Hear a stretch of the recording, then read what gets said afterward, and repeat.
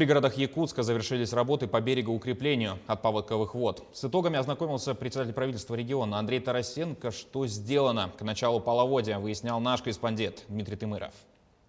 Заказчиком превентивных работ является главстрой. Именно они контролировали ход берегоукрепительных работ на территории города. В рамках этих мероприятий, в общем-то, выделены средства в размере порядка 25 миллионов республиканских средств, соответственно, с софинансированием муниципального бюджета.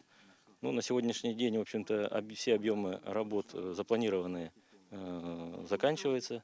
Сегодня мы последние работы проводим на Табаге.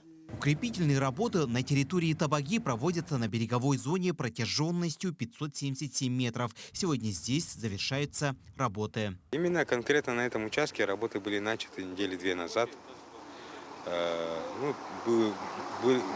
Были использованы, привлечены 12 тоннаров для перевозки щебня из карьеров Якутцемента и Сельдорсроя на накопитель.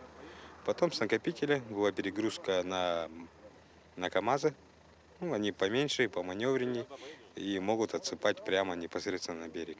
По словам руководства Табаги, данный вопрос стоял здесь остро уже который год. И в этом году наконец-то начались превентивные мероприятия. В Старой Табаге уже порядка 15 лет остро стоит вопрос проведения берегоукрепительных работ. Жители на всех уровнях власти поднимали его. И в этом году впервые в истории села Старая Табага у нас проведены превентивные мероприятия.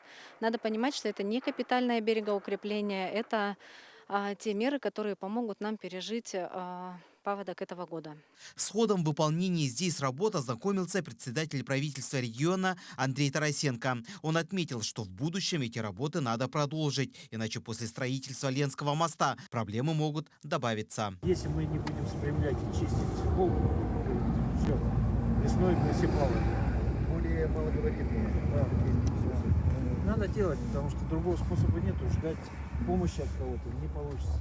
Далее руководство региона ознакомился с ходом работ на территории села Хатаса, где необходимо было укрепить 450 метров береговой зоны. По словам руководителя села, на сегодня здесь работы завершены полностью. Сейчас под угрозу попадает 6 домов, жилых домов, попадали. Всего по береговой полосе у нас около 30 домов, проживает где-то 108 человек.